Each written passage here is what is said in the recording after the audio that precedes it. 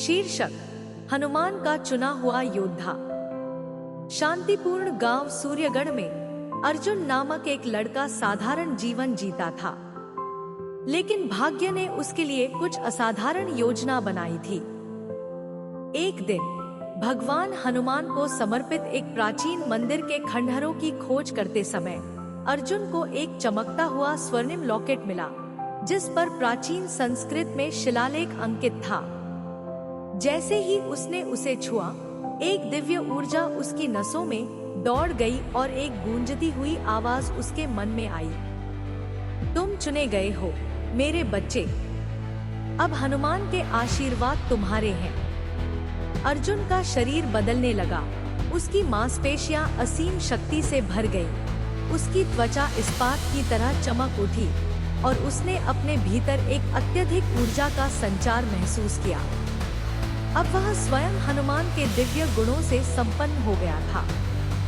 दिव्य योद्धा का जागरण। अगले कुछ दिनों में अर्जुन ने अपनी नई शक्तियों की खोज की। वह हवा से भी तेज उड़ सकता था, यहाँ तक कि ग्रहों की सीमाएं पार कर सकता था, क्योंकि उसे वायु देवता का आशीर्वाद प्राप्त था। उसका शरीर अविनाशी था, जो किसी भी तत्व, आग, पानी, जहर, बर्फ और सबसे तेज धातु से प्रभावित नहीं होता था। उसकी शक्ति असीमित थी, मात्र हाथ उठाने से वह पहाड़ उठा सकता था और अदृश्य बलों को नियंत्रित कर सकता था। उसकी इंद्रियां तीव्र हो गई, वह मीलों दूर की फुसफुसाहट सुन सकता था और मानव सीमा से परे देख सकता था। उसकी गति इतनी तीव्र थी कि वह युद्ध में एक धुंधला चित्र बन जाता था। कोई भी भ्रम या काली जादू की शक्ति उसका मन विचलित नहीं कर सकती थी, क्योंकि उसका ध्यान अडिग था। मात्र उंगलियां चटकाने से वह तूफान बुला सकता था और उच्च वोल्टेज की बिजली उत्पन्न कर सकता था, जिससे अंधकार प्रकाश में बदल सकता था। क्लोन तकनीक में महारत। जैसे जैसे उसका प्रशिक्षण आगे बढ़ा, अर्जुन ने एक और शक्तिशाली क्षमता प्राप्त की, क्लोन मल्टीप्लिकेशन। वह 100 समान शक्ति वाले क्लोन बना सकता था, प्रत्येक उतना ही शक्तिशाली जितना वह स्वयं, लेकिन हर घंटे में केवल 5 मिनट के लिए। सामान्य स्थिति में उसकी गति उसे कई लोगों को बचाने की अनुमति देती थी, लेकिन उसकी सीमाएं थी। किंतु क्लोन अवस्था में वह पूरी सेना की रक्षा कर सकता था और एक साथ 100 लोगों को बचा सकता था। हालांकि इस शक्ति को पूर्ण रूप से नियंत्रित करना चुनौतीपूर्ण था। 100 क्लोनों को एक साथ नियंत्रित करना, प्रत्येक को आदेश देना और समन्वय बनाए रखना उसकी मानसिक ऊर्जा को निचोड़ देता था। उसने निरंतर अभ्यास किया, अपनी क्लोनिंग अवधि बढ़ाने और अपनी सीमाओं को पार करने का प्रयास किया, लेकिन यह एक कठिन प्रक्रिया थी और वह समय को आगे नहीं बढ़ा सकता था। परम शस्त्र संहारी। अपनी यात्रा के दौरान अर्जुन को एक प्राचीन शस्त्र मिला, संहारी परम गदा। एक दिव्य युद्ध हथियार जो एक अटूट धातु से निर्मित था। वह एक कण जितना छोटा हो सकता था या एक विशाल हथियार में परिवर्तित हो सकता था। लेकिन संहारी की सबसे बड़ी विशेषता थी कि वह 100 प्रतिलिपियां बना सकता था, जो उसके क्लोनों द्वारा युद्ध में प्रयोग की जाती थी। संहारी सिर्फ एक हथियार नहीं था, यह अतुलनीय शक्ति का प्रतीक था।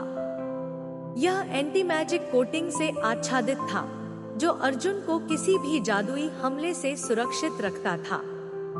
इस पौराणिक शस्त्र के साथ वह अपने शत्रुओं का संहार कर सकता था और सबसे मजबूत बाधाओं को भी तोड़ सकता था। अंधकार का उदय। लेकिन महान शक्ति हमेशा महान बुराई को आकर्षित करती है।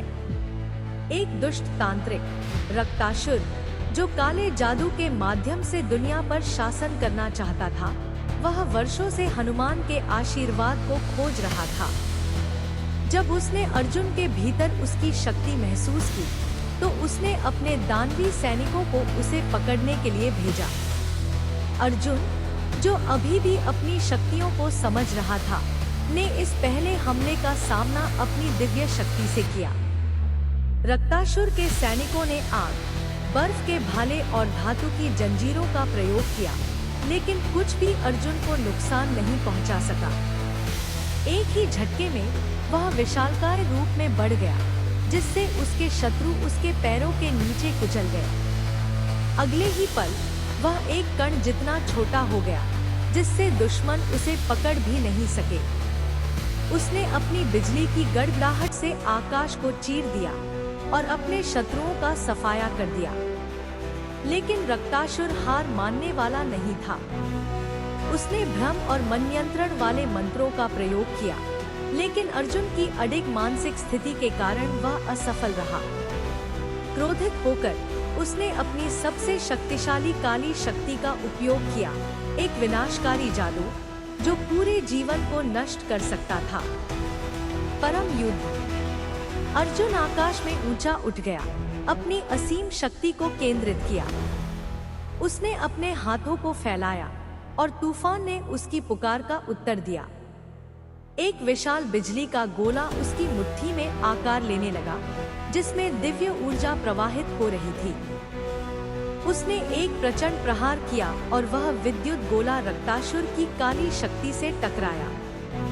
इस महासंघर्ष के परिणामस्वरूप अंधकार टूट गया और भूमि में ऊर्जा की तरंगें फैल गईं। रक्तासुर, जो अब शक्तिहीन हो चुका था, अर्जुन की दिव्य शक्ति के आगे कांप उठा।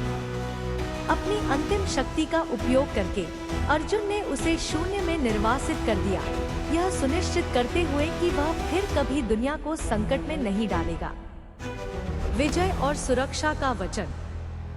रक्तासुर के पतन के साथ पृथ्वी पर शांति लौट आई, लेकिन अर्जुन जानता था कि अंधकार कभी भी फिर से उठ सकता है।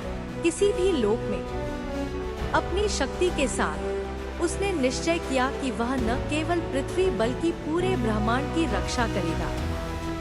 जब वह आकाश में ऊंचा उड़ा तो हवा उसके साथ गरज उठी और तारे अधिक चमक उठे, अपने नए रक्षक का स्वागत करते हुए हनुमान का आशीर्वाद प्राप्त योद्धा। और इस प्रकार अर्जुन दिव्य योद्धा की कथा का जन्म हुआ।